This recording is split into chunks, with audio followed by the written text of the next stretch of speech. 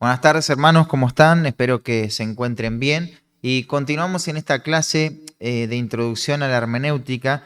Estamos viendo cómo se relaciona la gramática con el estudio bíblico.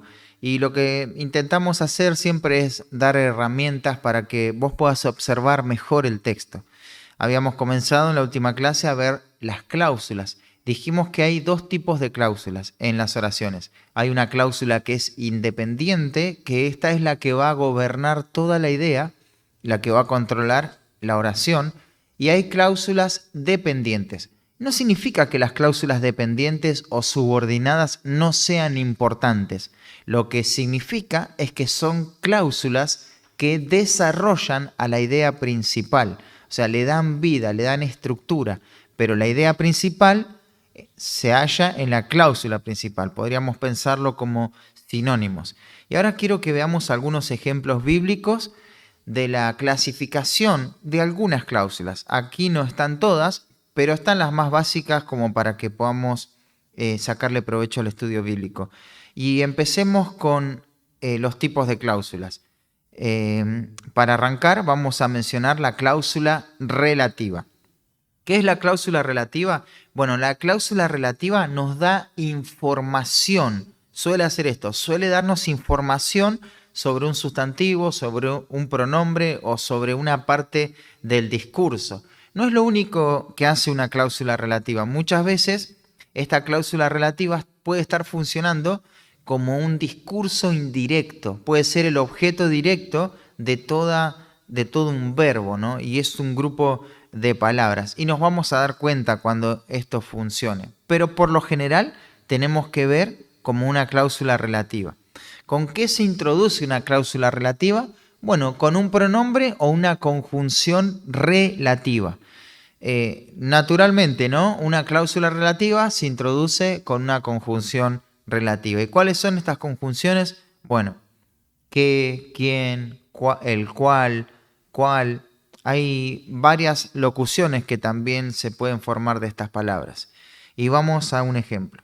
Hebreos 13, 20 al 21 dice: y el Dios de paz, que resucitó de los muertos a nuestro Señor Jesucristo, el gran pastor de las ovejas, por la sangre del pacto eterno, os haga aptos en toda buena obra para que hagáis su voluntad, haciendo Él en vosotros lo que es agradable delante de Él por Jesucristo, al cual sea la gloria por los siglos de los siglos. Amén.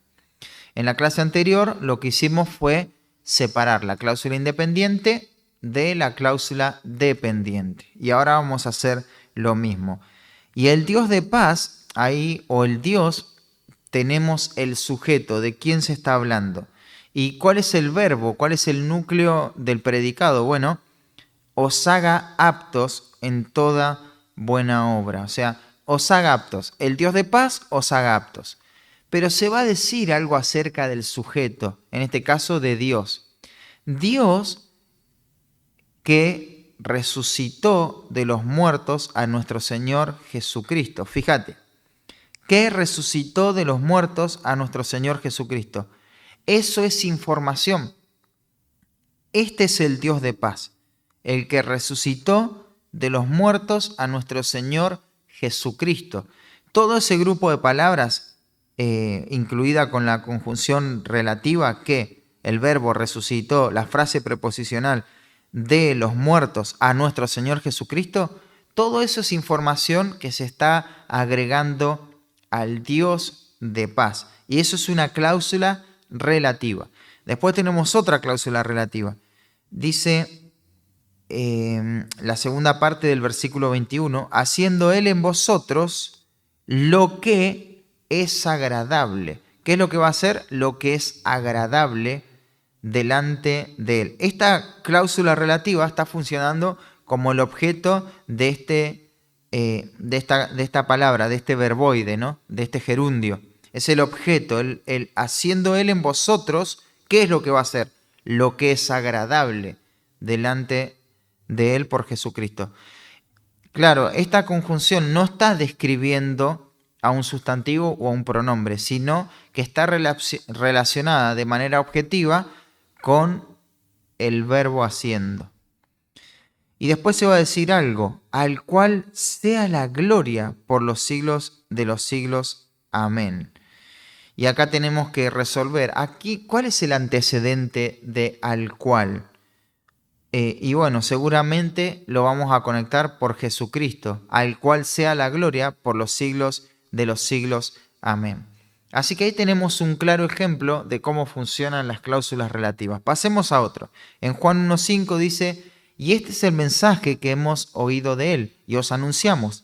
Dios es luz y no hay ninguna tinieblas en él. Ahí la idea principal es, y este es el mensaje, este es el mensaje.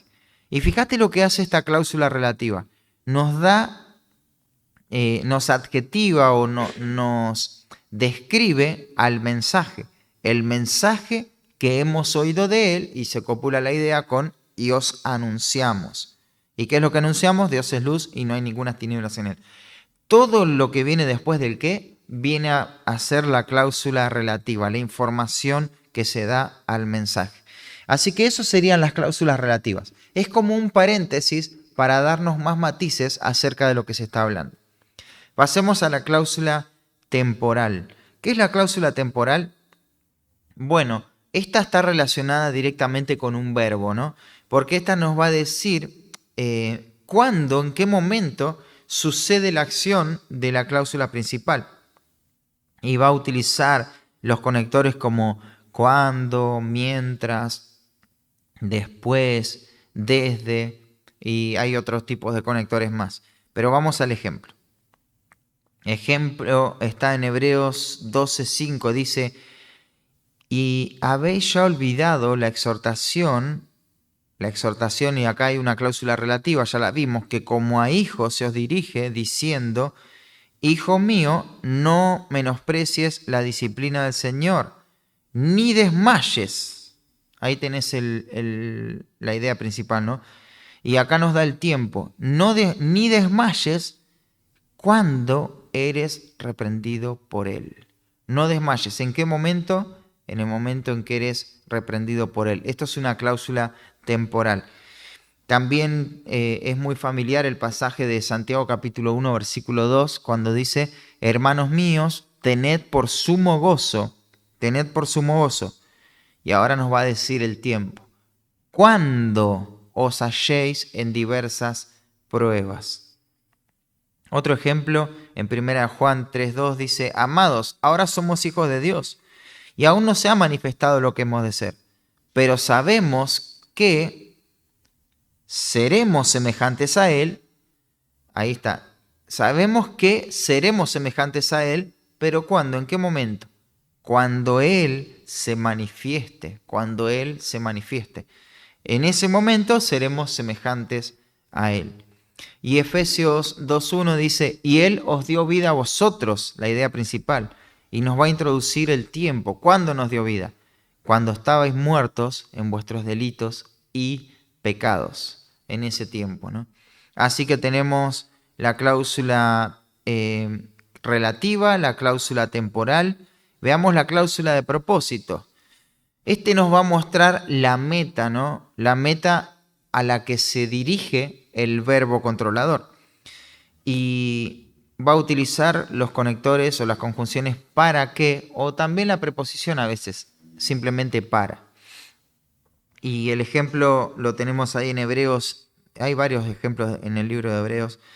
Hebreos 12:10 dice, y aquellos, refiriéndose a los padres, ciertamente por pocos días nos disciplinaban como a ellos les parecía, pero para lo que es provechoso. ¿Para qué? Para que participemos de su santidad. Ese para qué nos introduce el propósito. ¿Cuál es el propósito de la disciplina de Dios? No es castigarnos porque Dios está enojado simplemente, sino que nos disciplina para que participemos de su santidad. Efesios 1:4, lo estamos estudiando en el devocional, dice, según nos escogió en Él antes de la fundación del mundo. ¿Y cuál es el propósito de la elección? Y dice, para que fuésemos santos y sin manchas delante de Él. Y este es el propósito, ¿no? Ser santos, ser santos. Ahí tenemos varias cuestiones soteriológicas que se resuelven. Hay gente que dice, bueno, si Dios me eligió, ya está, puedo vivir como sea, total, Dios me eligió. Sí, pero Dios eligió con un propósito y esta cláusula de propósito nos está indicando cuál es, para que fuésemos santos y sin manchas delante de Él. Así que esto se tiene que estar cumpliendo en la vida de aquel que fue salvo. Y hay otro ejemplo más en Efesios 6:13, dice, por tanto, tomad toda la armadura de Dios. ¿Y para qué? Para que podáis resistir en el día malo. Este es el propósito por cual hay que tomar toda la armadura de Dios. Así que ahí tenemos la cláusula relativa, la cláusula temporal, la cláusula de propósito. Ahora veamos la cláusula causal.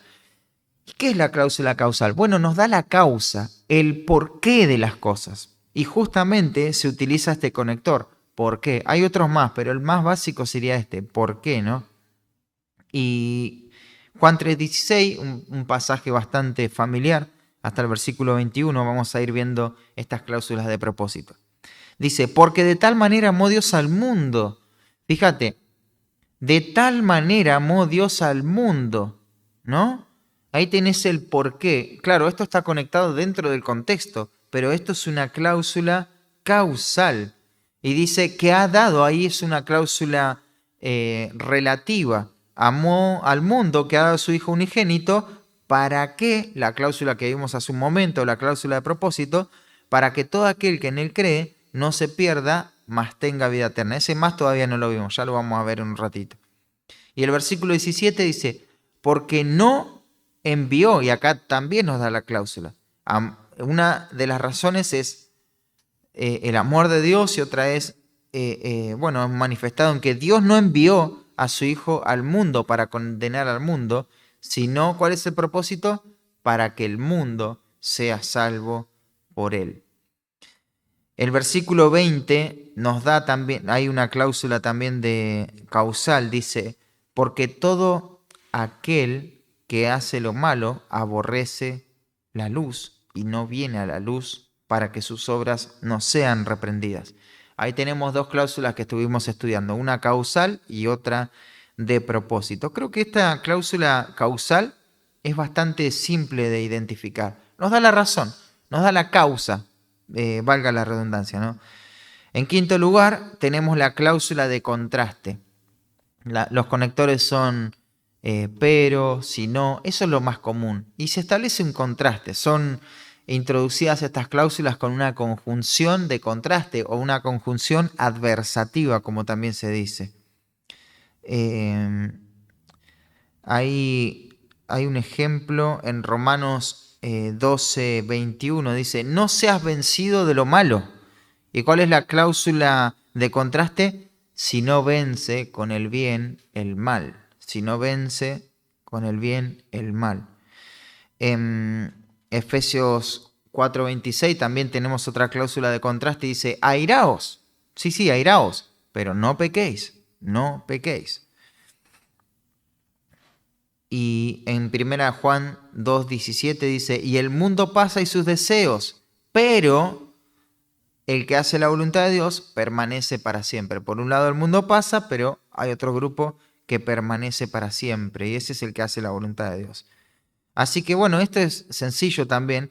Ahí vos podés decir, bueno, acá está hablando de una cláusula de contraste porque se usó esta conjunción pero y se están contrastando estas dos ideas en paralelo. Después tenemos una cláusula condicional y esto va a establecer el contexto o las condiciones para que algo sea verdad o no. Y los conectores que se van a utilizar es sí o a menos que. El sí tenés que diferenciarlo del adverbio sí de afirmación. Esto es una conjunción en este caso. Y jamás la conjunción, la conjunción sí, va a introducir la idea principal. Siempre va a establecer una condición para que se pueda validar o desmentir la idea, la proposición dominante. Y vamos al ejemplo. 1 Juan 1:6. Si confesamos que tenemos comunión con Él y andamos en tinieblas, mentimos y no practicamos la verdad. Ahí la idea principal es, mentimos y no practicamos la verdad. Esa es la idea principal. ¿Y cuándo pasa esto? Bueno, bajo estas condiciones. Si decimos que tenemos comunión con Él, por un lado, y paralelo a eso, en el mismo rango, andamos en tinieblas. Por un lado decimos que tenemos comunión con Él, pero al mismo tiempo andamos en tinieblas. Entonces, cuando esto se da, estamos mintiendo y no estamos practicando la verdad. Y ese sí nos dio toda la información requerida, ¿no?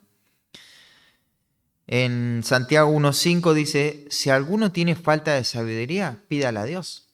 Y ahí la orden es, pídala a Dios. ¿Y cuándo hay que pedirle a Dios sabiduría y Él te la va a dar? Bueno, cuando nos falta sabiduría, y en el contexto podemos saber eso en medio de las pruebas. Segunda Timoteo 2.21 dice, así que si alguno se limpia de estas cosas, será instrumento para honra, santificado, útil al Señor y dispuesto para toda buena obra. La idea principal es, será instrumento para honra, o será instrumento. Y ese para no, nos introduce el propósito, ¿no? Para honra, será instrumento santificado, será instrumento útil al Señor y dispuesto para toda buena obra. Pero ¿cuándo se va a dar esto? Si alguno se limpia de estas cosas. ¿De qué cosas? Bueno, las cosas que mencionó antes Pablo en el contexto, que tienen que ver con las discusiones que no llevan a ningún lado y con la falsa enseñanza.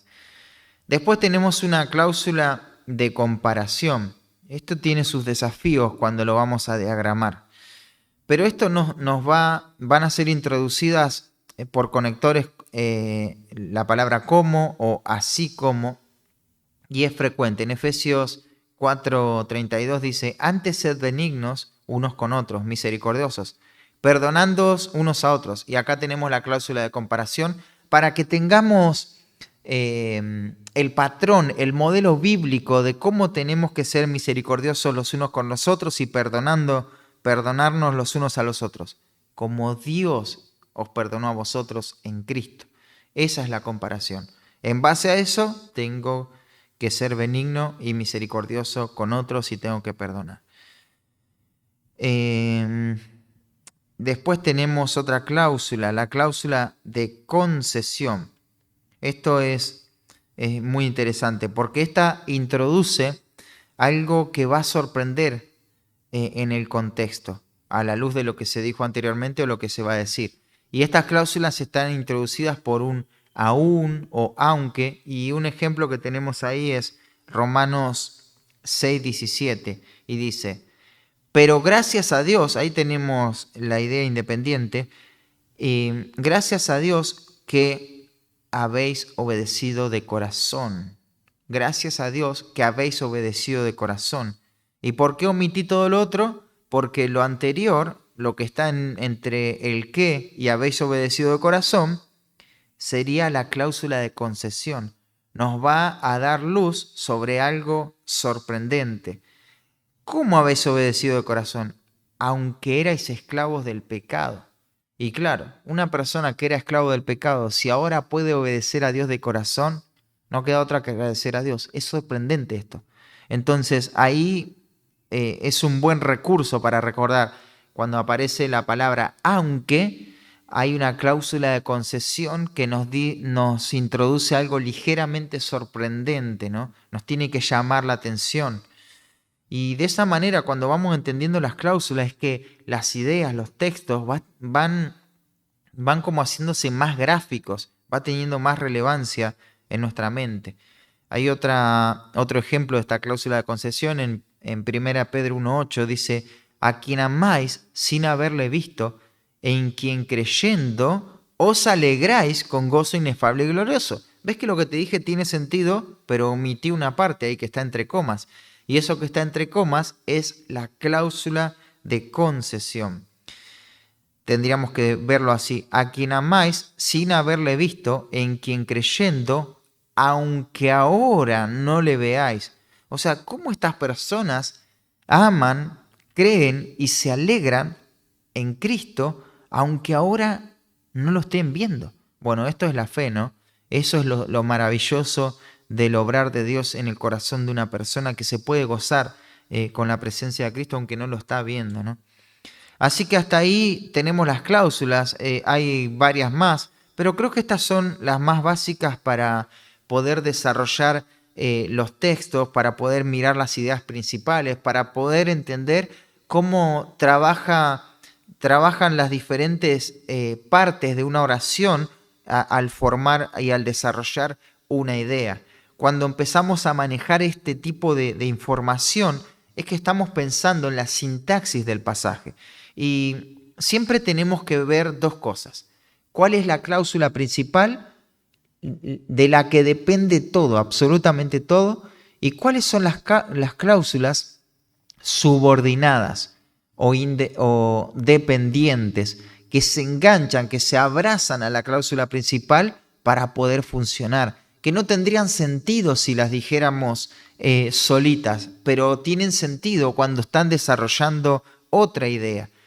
Pero ¿cómo las diferenciamos? Por ejemplo, voy a poner algunos textos ahí sin la cláusula principal y fíjate cómo pierde el sentido. Efesios 4:26 nos da una cláusula de contraste. Yo te lo voy a introducir así: pero no pequéis. Pero no pequéis. ¿Cuál es el contraste acá? Si no te digo la idea principal, esto no tiene sentido, no funciona por sí misma. Ahora, si te digo airaos, pero no pequéis, ahí ya es otro cantar. En la cláusula condicional te digo: si decimos que tenemos comunión con Él y andamos en tinieblas, ¿y qué pasó? No, ahí nomás queda la idea. No, si queda ahí nomás no tiene sentido. Entonces esto tiene que estar subordinado a otra cosa. Mentimos si no practicamos la verdad. Esa es la idea principal. Otro ejemplo es para que podáis resistir en el día malo, Efesios 6:13. Para que podáis resistir en el día malo. Eso no puede ser la idea principal, ¿no? Sino que la idea principal es tomad la armadura de Dios y para que podáis resistir en el día malo. Y así podemos seguir, ¿no? Te puedo decir que resucitó de los muertos a Cristo, pero es una idea subordinada, ¿me entendés? No tiene sentido si la tomás por sí sola. Así que tiene que haber una cláusula principal, una cláusula que controle toda la oración, y tiene que haber otras cláusulas que desarrollan esa oración. Y lo que tenemos ahí, el ejemplo clásico de la locomotora y los vagones. La locomotora vendría a ser la cláusula independiente, la cláusula principal, la idea controladora, el pensamiento dominante. Te estoy tirando todo sinónimo, pero es lo mismo. Eso es lo que va a controlar toda la oración. Y después los vagones, en cada vagón entran los diferentes tipos de cláusula. Bueno, un vagón puede ser una cláusula relativa, pero la oración tiene otro vagón, tiene una cláusula de propósito. Pero también puede haber una cláusula de concesión. Pero también puede haber una cláusula condicional. Y también puede haber una cláusula, no sé, causal. Entonces hay diferentes vagones que van a ir dentro de una misma oración, pero que son empujadas o tiradas o movidas por una cláusula principal. Las frases preposicionales también ocupan un vagón dentro de la locomotora, ¿no? Dentro de todo este trencito. Así que espero que esto te pueda servir para graficar mejor en tu mente. Y bueno, la clase que viene vamos a seguir poniendo ejemplos de cláusulas principales y cláusulas que desarrollan a las ideas principales, pero ya vamos a empezar a hacer los diagramas de bloque, así seguimos avanzando con este curso.